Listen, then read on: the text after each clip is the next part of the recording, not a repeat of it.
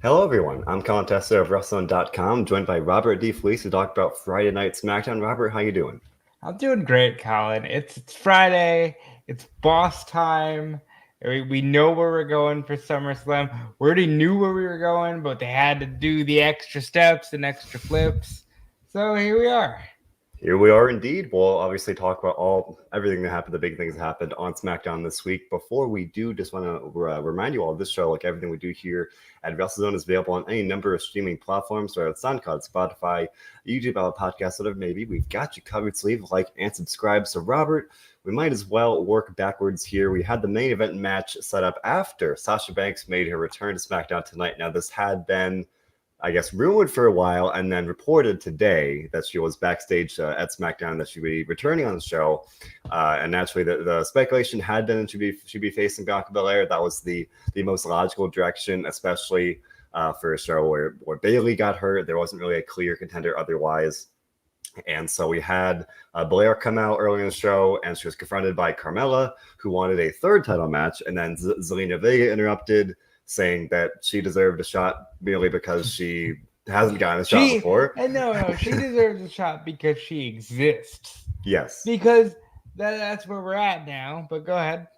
So we had that, and then granted, we knew that the report had been that Sasha Banks would be returning, but for a split second, I kind of fell for it. I was like, oh, this is ridiculous. Don't tell them we're going to get Carmella again. Granted, Zelina Vega would be a fresh match, but she hasn't really done anything to earn a title shot. So then, of course, Carmella and Vega attack Belair.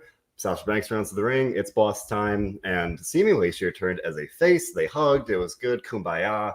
So then we got a tag team match for the main event. Banks and Belair. And boy, the writing was on the wall, Robert. I mean, come on. How does Bianca Belair, logically speaking, not see this coming? And she literally, okay, this is my problem with this, all right?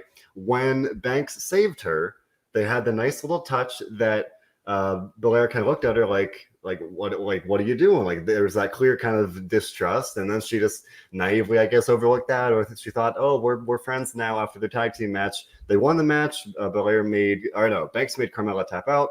They're celebrating. They hugged again, kumbaya, and then Belair foolishly stepped in front of Banks, literally turned it back to her, and for that she got stabbed in the back. Belair got destroyed by Sasha Banks, beat her up. Sasha Banks is not that you can't even call it a heel turn. She is still a heel. There is no face turn. So clearly, we are going for Belair versus Banks 2 at SummerSlam. Robert, what do you think? Now, I want to give them credit. They shouldn't need this credit, but I was worried briefly that they were going to go off the air with no turn and drag it out for another week, because they have this thing where, imagine that you got like 6 weeks to SummerSlam. You can tell stories, and they just want to condense them into 2 weeks anyway because they don't know what they're doing, it feels like. But yeah, Sasha Banks did what we thought she would do. I think she needs to win at SummerSlam to get this to go to a third match. I do think that's fair. And hell yeah, it's boss time. I think Bianca's reign is going to be remembered as Bayley and nothing else. Yeah. That's okay. It was about the moment, just like tonight was about the moment, and SummerSlam will be about the moment. But Sasha needs the win on August 21st. I think I would agree. Although, I mean, I don't know. At this point, Belair's reign hasn't been great, and then at the same time, you look back to Sasha Banks' reign before Belair, that wasn't great. I don't know. And maybe this one, it'll be different. Presumably, we'll have a heel Sasha Banks winning the title, in theory. So, maybe that'll be better. Kirk Jackson saying SmackDown needs a good heel, and that could be Sasha Banks here. Because Bayley SmackDown needs women, and what they need to do is they need to condense these brands. I'm gonna harp on that as more than usual because Natalya has gone down with an injury, and you're telling me that this company is still not saying, well, let's have them vacate the titles, or let's scrap the tag titles altogether. Because in the 2 years since they've had women's tag titles, you've seen this division dwindle and shrivel away into nothing, and I think it's a damn shame. But Sasha Banks and Bianca Belair is like the shining glimmer of hope on a really bleak pile right now. That's no disrespect to anyone that actually works in the division. It's just not being booked properly. So at least we got this. At least there's that. There have been some highlights for the women's tag division. That's a whole other subject. And we know that Natalya injured in some capacity. We'll hear more about that over on Raw. So we can we'll have to wait and see what happens with that. But it is a shame that the women's tag division has been kind of, I'll say squandered. But regardless here, I think Banks and Belair too will be fun. We do have 3 weeks until SummerSlam now. So they do have some time to tell this story. Robert, we're getting several questions about your hat from the show. Everyone, if you wants to know what it says. And the Lori S team wondering if that says Dare. Looks like it says Time Killer. It does say Time Killer, guys. Thank you. If it says there, no, it says Time Killer. More on where you can get it later, because I got to set up shop again. Fair enough. But continuing to work backwards here, we got a little more of Seth Rollins versus Edge tonight. And it may be an interesting direction here. They had Edge come out, and seemingly he was gonna come out and do the ring and talk. Rollins attacked him during the commercial, so we come back from commercial. Edge's theme is still playing, but Rollins is in the ring. Then we get one video, a recap how Rollins attacked Edge during the commercial, and then Rollins gives a promo, basically saying he's tired of Edge taking from him, and this is a very fair complaint. Edge literally took his title shot from him. Not the only one who got a title shot taken from them tonight. We'll get into that as well. But he said, if I can't be the champion, Edge can't, so he's going to prevent him from doing that. And for me, the most interesting line here was that Rollins said he's the heir to the Universal Championship. And I think Roman Reigns might have something to say about that. But, another week here, very clearly going toward Rollins and Edge. Maybe in terms of the narrative, a little similar to last week, but they're still they're kind of at least solidifying the story that Rollins is upset Edge took his title shot and he wants to kind of put Edge down and prevent him from completing his storybook comeback here by winning the title. But Robert, what do you think about this one at this point? My favorite thing about Edge, then, now, and forever, will always be the man exists to be world champion. Because imagine how easy the story is to tell when it's, I want to be champion. You have stopped me. Now we're going to fight because I'm sick of you stopping me from being champion. This is great. These two guys are great. Who the hell attacked somebody during a commercial break? What is this, AEW? Are we in picture here? I mean, I don't get that. But other than that, this is great. I would love to be in the building when these two guys are going at it. I feel like with everything else going on, the specialness of this match is going to get lost. But no, this is going to be one of the most fun things you could ever see. I certainly agree. We were talking about it a bit last week. It's this kind of generational clash here of the guy in some senses of the past versus Seth Rollins, someone who's been the guy, at least for some stretches here in the present, or maybe more at the very least, maybe the more recent past, I'll say. So I think that they do kind of run the risk of almost having too many exciting matches, too many star-studded matches in SummerSlam, where you've got Reigns and Cena now. We'll talk about that. You've got presumably Belair versus Banks. You've got Goldberg and Lashley. And I like this comment from John Clark, WrestleZone's own John Clark, saying this rubs me as the kind of match that could open up SummerSlam, get the crowd going.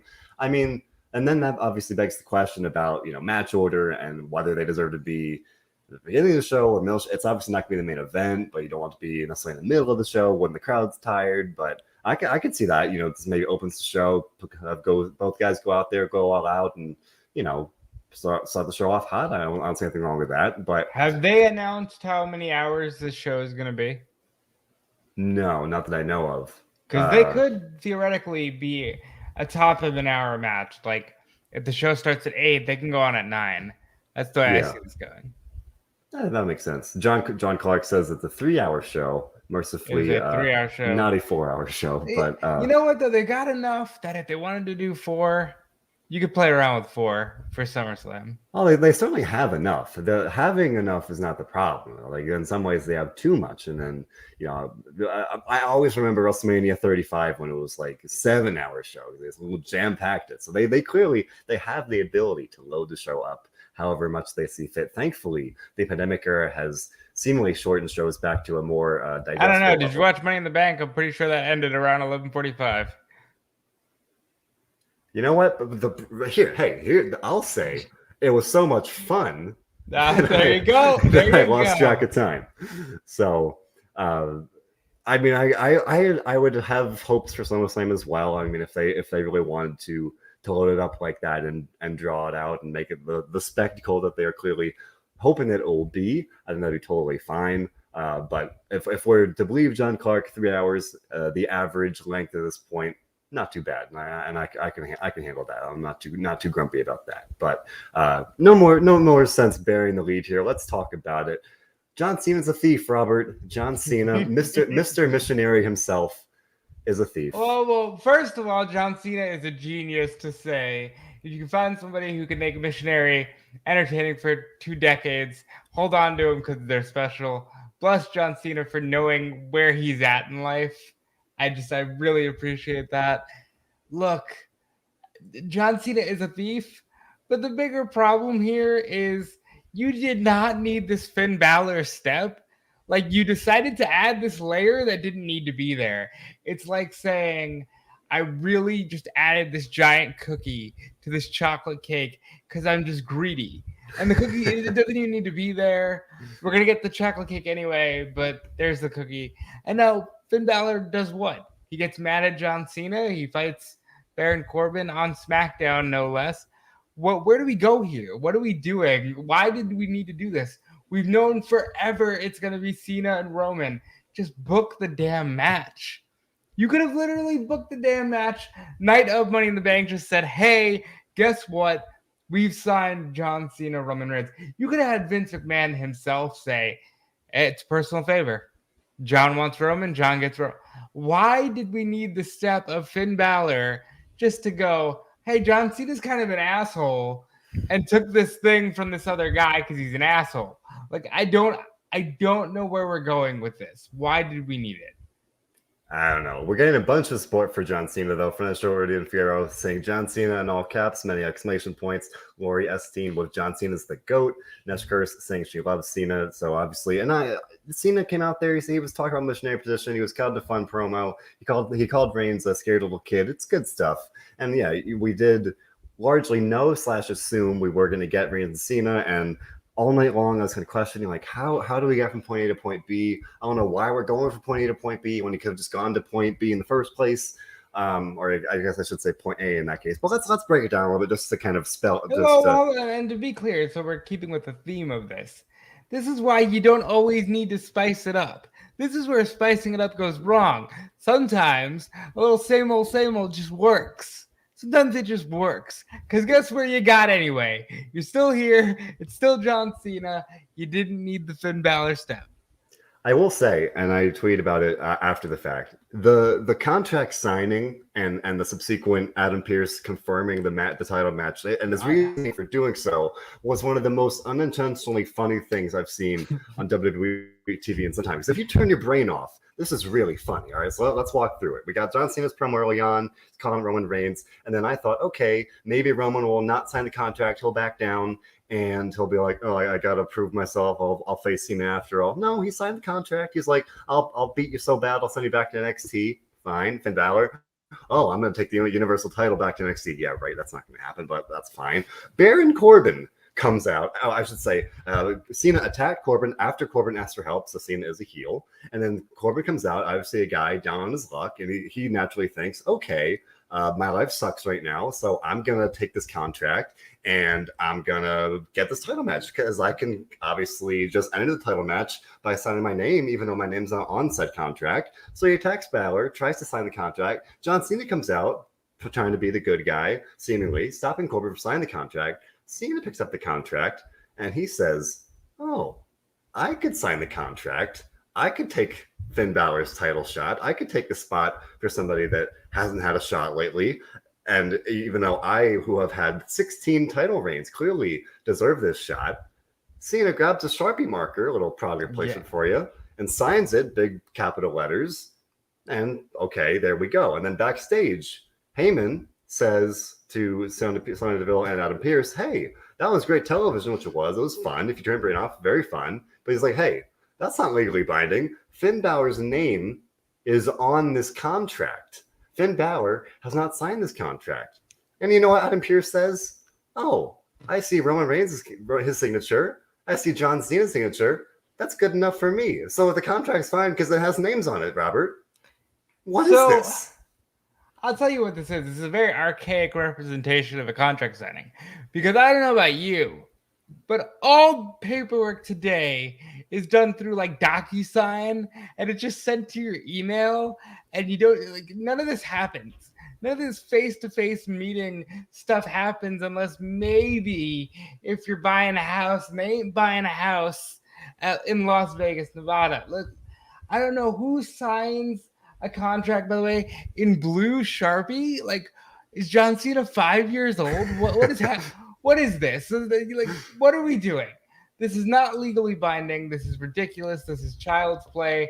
But I guess in the world of WWE, where legalities don't matter, it's legally binding. And they had the posters all ready to go immediately after. Like it was How magic, convenient. like it was a pre-written storyline. But hey, what are you going to do? Here we are.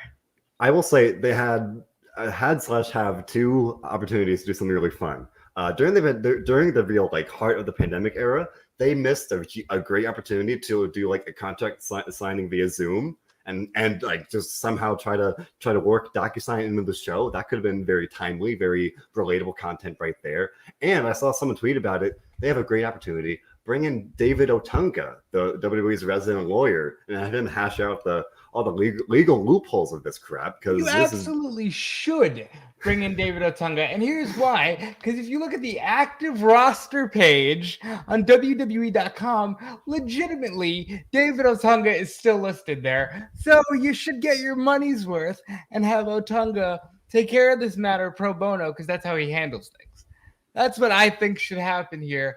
But honestly, all the bullshit aside, it's Cena and Roman. And if there wasn't a show in Chicago, Illinois, 24 hours before, with CM Punk likely going to be there, I'd say this is the coolest thing you could possibly get in wrestling. Except there's a show called The First Dance happening 24 hours before in Chicago, Illinois. Amazing. I saw someone tweet that WWE has marketed this summer for Cena as the summer of Cena. It's his grand tour for the live shows and everything, and it's a happy time. It's fun, of course. Maybe I would imagine they're intentionally so. That's riffing on CM Punk's Summer of Punk from years ago. And I think I saw someone tweet like, "Oh, Summer of Cena," you say, and they had a gif of CM Punk like smirking at the camera. Like, there's something very ironic about that. Obviously, Punk and Cena, two very stark contrasts of personalities, everything. And if we could go off for another hour about all the CM Punk stuff, but of course, the United Center First Dance show and all the references to Punk on Dynamite. It's looking like that just might be the case. And there is something very, again, ironic about that. It's like SummerSlam, WWE's wanting to be this huge, big show, possibly bigger or at least as big as WrestleMania. And then literally the day before now, AEW, Rampage, United Center in Chicago, all speculation about being that CM Punk's going to be there. There's just something pretty interesting about that. But Is he really not booked for Chicago? The one guy who could probably curtail these chants is really not booked for Chicago. I'm looking at the Summer of Cena build-up, and John Cena is not booked for Chicago. That is a mistake. I'm sure he's got... Look, there's a movie called Suicide Squad coming out that Friday, so maybe he's got prior engagements. But that's still a mistake. Where's SmackDown on Friday this week? That will be in Tampa, actually, at the MLS. That's what they said. That says Raw will be in Chicago. I mean, it's weird because they do have this. He's working everything. But it's just to me. I think John and I talked about this on the Raw post show, where like John Cena was advertised for Raw, but he was on the dark match, and like for me, and I would imagine I'm not alone in saying this. Like from a general standpoint, like if you're advertising him, like I don't want to say who cares if he's on the dark match, but like. What that's not like an account to me. That's not like a counter for all the CM Punk stuff. And I do agree with Iridian saying it's weird that Cena is not advertised for that, because you might as well capitalize and Chicago's a major city. Like I feel like John should be there, but again, Suicide Squad. It's actually supposed to be really good, better than the first one, so I'm looking forward to it. And maybe he's got some prior engagements.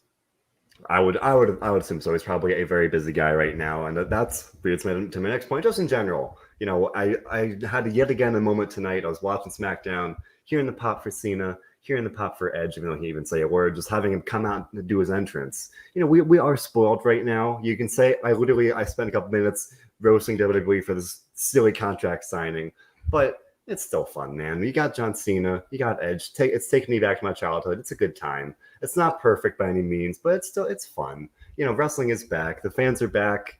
Hopefully that lasts. But well, as somebody who works in this field, Colin, you should know wrestling never left. It's not like we had. No. I know. I know what you know what I mean, Robert. Trying to nitpick my words. I just want to make it clear. Never left. Not even a global pandemic could stop WWE. But yeah, Edge is great. Cena's great. I wish they'd stay forever because I don't care about the world outside of wrestling for John Cena. I just want to see more of John Cena being John Cena in the ring. And Edge, we were robbed of for 10 years. So anytime with Edge is greatly appreciated. Absolutely. So not too much otherwise here. Ironically, it was a light SmackDown. That's what happens when you have a contract signing where you spend roughly 10 minutes on the entrance for Roman Reigns.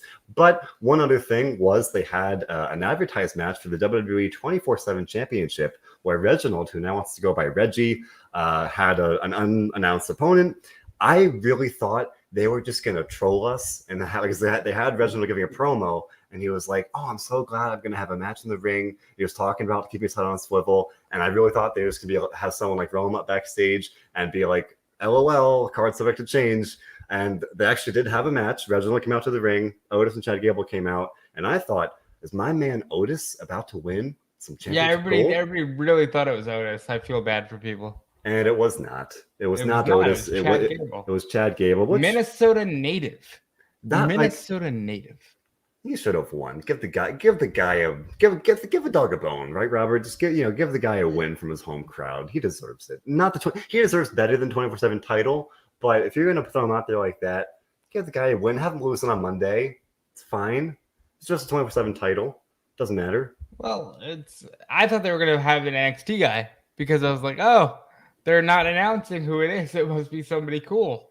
Yeah. And I thought Chad Gable's not cool, but I thought it would be somebody who isn't on the roster.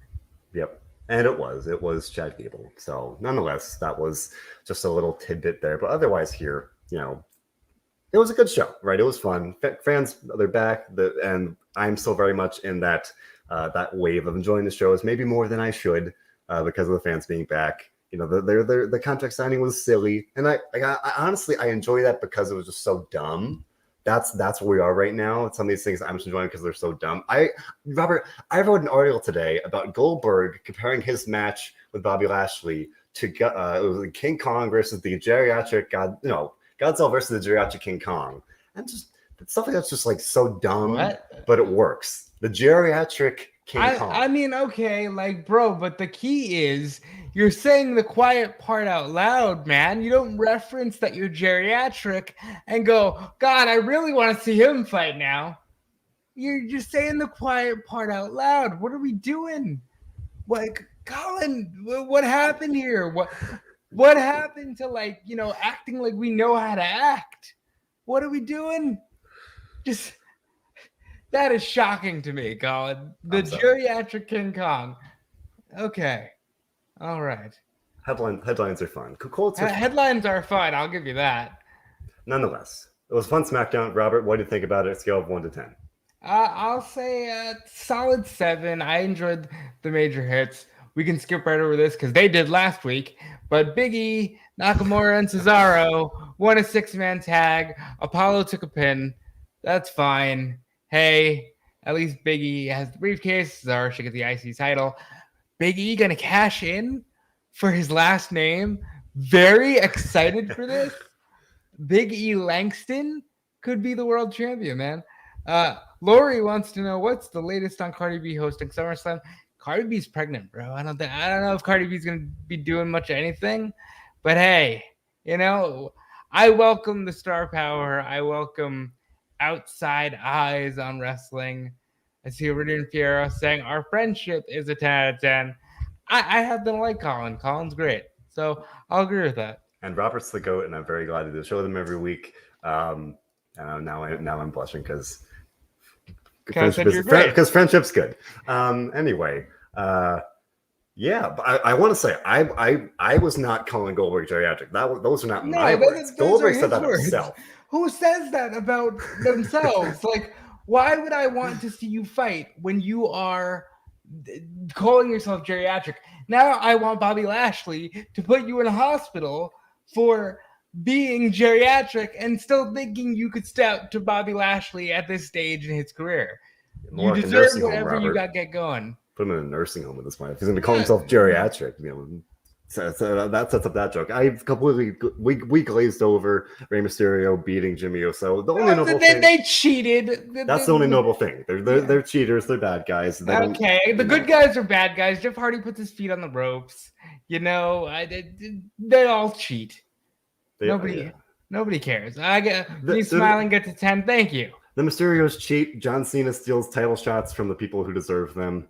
There are no good guys what is anymore. moral fiber anyway? It's a dead art. It's what it is. Nobody has morals anymore, Colin. You know who has morals? You have morals, and that's why I like you. Robert is over here buttering me up for no reason at all. Like, we're just here doing a show. I have nothing to give you in return other than saying I like because I believe in honesty, folks. And honestly, this was a decent episode of SmackDown. This is a fun summer in wrestling, guys. CM Punk stories, Daniel Bryan stories, John Cena, Goldberg, Edge. It's all fun. It's all pretty damn cool. Enjoy it. Be like John Clark. Go to all the damn shows. John Clark's going to Chicago for AEW, a self-proclaimed guy that does not watch AEW at all. He's going to for the sheer possibility that CM Punk could be there, even though he might not. He might not even be there. And then he's going to Las Vegas the next day because that's what he roasted. The next day because he is dedicated to this business. John Clark, more power to you. Colin, this is great. I can't wait to do it again next week.